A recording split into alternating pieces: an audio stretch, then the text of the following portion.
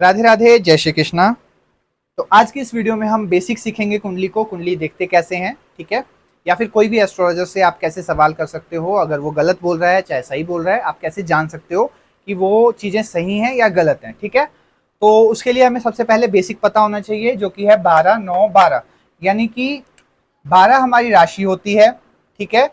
Secondary 9 जो हमारे ग्रह होते हैं, एंड फिर से 12th ये हाउस होते हैं, ठीक है। सबकी कुंडली में ऐसा ही हाउस बनता है, ऐसे ही हाउसेस होते हैं, ठीक है। तो 12 हमारे जो राशियां हैं ये वो आपके सामने है, ठीक है। 9 जो ग्रह हैं ये है हमारे, ठीक है।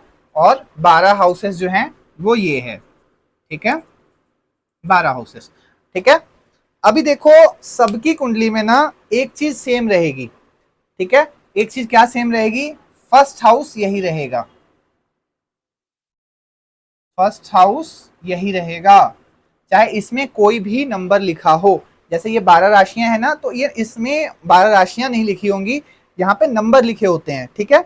जैसे कि मान लीजिए बुध की अगर किसी की भी कन्या लग्न की पत्रिका है तो कन्या नहीं लिखा होगा, यहाँ पे 6 लिखा होगा, ठीक है। अगर कर्क लगन की पत्रिका है तो यहाँ 4 लिखा होगा। अगर ऐसे ही कुंभ लगन की पत्रिका है तो 11 से शुरू होगा, ठीक है। तो फर्स्ट हाउस यही रहेगा हमेशा, सेकंड हाउस यही रहेगा, ठीक है। और 12th हाउस यही रहेगा, ठीक है।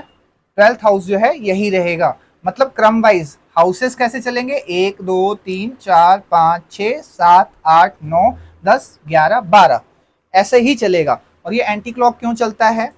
ठीक है, ये एंटी क्लॉक ही घूमेगा। राहु केतु ऐसे चलते हैं, सीधा चलते हैं, बट ये बाकी जो ग्रह चलते हैं वो उल्टे ही चलते हैं इसमें, ठीक है। वो भी हम समझेंगे कि ऐसा क्यों होता है आगे आने वाले वीडियोस में, वो भी मैं बताऊंगा आप लोगों को कि एंटी क्लॉकवाइज क्यों घूमती है और ये राहु केतु जो है सीधे क्यों चलते हैं, ठीक है। तो बने रहिए वीडियो के साथ, और चीजें डीप में सीखने। आप ये भी चीजें अगर कल को सीखते हो तो किसी एस्ट्रोलॉजर के पास जा रहे हो तो वो पूछ सकते हो पहले कंफर्मेशन के लिए, क्या उसको नॉलेज है इन चीजों की, तो ये चीजें आप पूछ सकते हो उसके लिए, ठीक है। अब देखते हैं कि फर्स्ट हाउस तो यही रहने वाला है। और फर्स्ट हाउस में मान लेते हैं हम मिथुन लग्न की पत्रिका बनानी है हमें, यानी कि आपकी मिथुन लग्न की पत्रिका है तो कैसे होगा? यहाँ 3 नंबर लिखा होगा, ठीक है। अगर मिथुन लग्न की पत्रिका होंगी तो यहाँ पे 3 नंबर लिखा होगा। मान लीजिए यही मीन लग्न की पत्रिका हो तो यहाँ पे क्या लिखा होगा? 12, ठीक है। तो 12 नंबर की जो राशि है वो मीन है, ठीक है। तो यहाँ पे 12 अंक लिखा होगा साइड में, ठीक है। अब हम एक पत्रिका लेके चलते हैं, मैं आपको 2 पत्रिका बनाने सिखाता हूँ, ठीक है। एक तो हम लेंगे मिथुन लग्न की बना के दिखाता हूँ मैं आपको, सेकंड जो दिखाऊंगा मैं आप लोगों को तुला लग्न की बना के दिखाऊंगा, ठीक है। तो देखो, मिथुन लग्न से कहां से शुरू है? मिथुन की राशि कौन सी है? 3 नंबर की, तो 3 नंबर यहाँ आ गया, फिर 4 यहाँ लिखा होगा, फिर 5 यहाँ लिखा होगा, 6 यहाँ लिखा होगा, 7 यहाँ लिखा होगा, 8 यहाँ लिखा होगा, 9 10 11 12, 12 के बाद 13 नहीं आएगा, क्योंकि यहाँ देखो 12 तक ही राशियां हैं, तो 12 के बाद 13 नहीं आएगा। यहाँ पे फिर स्टार्टिंग से 1 और ये 2, ठीक है। तो ये बन गई हमारी मिथुन लग्न की पत्रिका। सेकंड आप चीज देखोगे, सेकंड मैंने बोला था आपको कि हम तुला लग्न की पत्रिका लेंगे, तो तुला लग्न की पत्रिका लेने के लिए यहाँ पे लिखना होगा हमें 7, यानी कि देखो तुला कहाँ है? यहाँ पे, ठीक है। तुला राशि 7 नंबर की राशि है, तो हमने क्या लिखा? 7, फिर क्या लिख लेंगे? 8, फिर क्या लिखेंगे? 9, फिर 10, फिर 11, फिर यहाँ 12, 12 के बाद फिर से क्या करना है? 13 नहीं लेना है हमें, 1 से शुरू करना है। 1, फिर 2, 3, 4, 5 और 6, ठीक है। तो ये लाइन वाइज आपकी ऐसे चलती जाएगी, ठीक है। अब हम समझते हैं कि इसे हमें हमेशा ही लाइन वाइज ही याद करना है। जैसे कि 1 नंबर मेष है तो 1 नंबर मेष वृषभ मिथुन कर्क सिंह कन्या तुला वृश्चिक धनु मकर कुंभ मीन, ऐसे ही हमें लाइन वाइज ही याद रखना है हमें। यूं नहीं है कि मीन पहले याद रख लिया, मेष बाद में याद रख लिया, वृषभ पहले याद रख लिया, फिर सिंह बोल दिया, ऐसे नहीं। हमें लाइन वाइज याद रखनी पड़ेगी, क्योंकि ये गिनती लाइन वाइज ही चलेगी और लाइन वाइज ही हमें देखना है, ठीक है। तो ये चीज हो गई आपकी, ये 12 राशियां हमें लाइन वाइज याद कर लेनी है। और जिस भी राशि का लग्न होगा, जो भी इस हाउस में होगा, वो हो जाएगी आपकी कुंडली का लग्न हाउस। और राशि अगर देखना है आपको, तो जहां भी यहाँ से जहां भी मून बैठा होगा वो आपकी राशि हो जाएगी, ठीक है। तो वो चीजें मैं आपको बाद में बताऊंगा, और कैसे देखते हैं वो भी मैं बताऊंगा, ठीक है।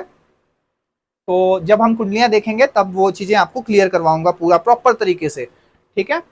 चलिए, अब जो ये राशियां हैं, इन राशियों के कोई स्वामी हैं, तो स्वामी कौन है? ये जो 9 ग्रह हैं हमारे, इनमें से 7 ग्रह इन राशियों के स्वामी बनते हैं, ठीक है। जैसे कि मैंने यहाँ लिख रखा है 1 नंबर राशि यानी कि मेष राशि, मेष राशि का जो स्वामी है वो मंगल है।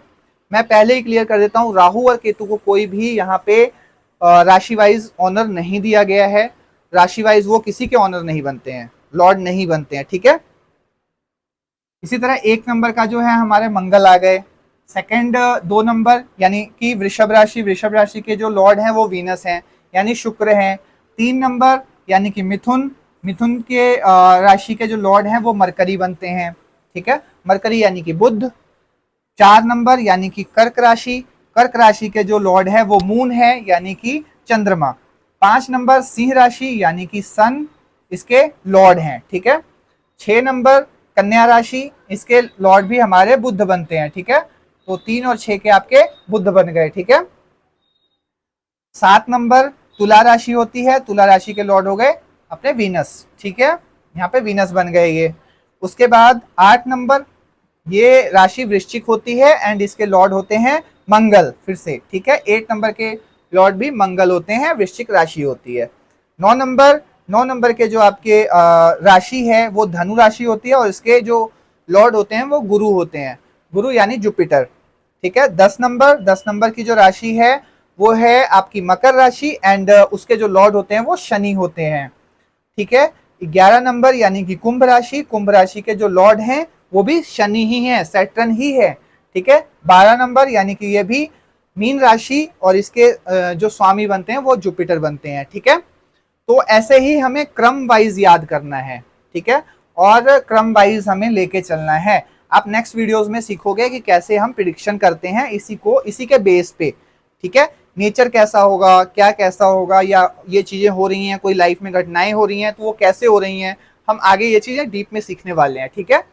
ये स्टार्टिंग है, ये आपको समझना पड़ेगा कि ऐसे ही चलती हैं हमेशा। फर्स्ट हाउस यही रहेगा, ठीक है, हमेशा के लिए। सेकंड भी यही रहेगा, थर्ड भी यही रहेगा, फोर्थ ये रहेगा, फिफ्थ सिक्स्थ सेवंथ 8 9 10 11 12 हमेशा यही रहेगा। 7th हाउस कभी चेंज नहीं होगा, 7th हाउस यही रहेगा।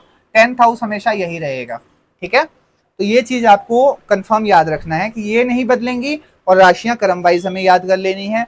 सबसे पहला स्टेप आपका रेडी है, ठीक है। अब देखो, राहु केतु के पास कोई भी राशि नहीं है, ठीक है, और ये हमेशा एक दूसरे के उल्टे होंगे एंड वक्री होते हैं हमेशा, ठीक है। ये हम आगे समझेंगे कि वक्री प्लैनेट कैसे काम करता है, क्या होता है उसमें, वो हम सब कुछ आगे समझेंगे, ठीक है। ये पहला स्टेप है आपके लिए। टास्क है, टास्क ये है कि देखो 12 के 12 घर हैं, ठीक है, इनमें किस घर से हम क्या देखते हैं ये आपको हमें बताना है। थोड़ा सा होमवर्क करना है आपको। नेक्स्ट वीडियो इसी पे आने वाली है, ठीक है।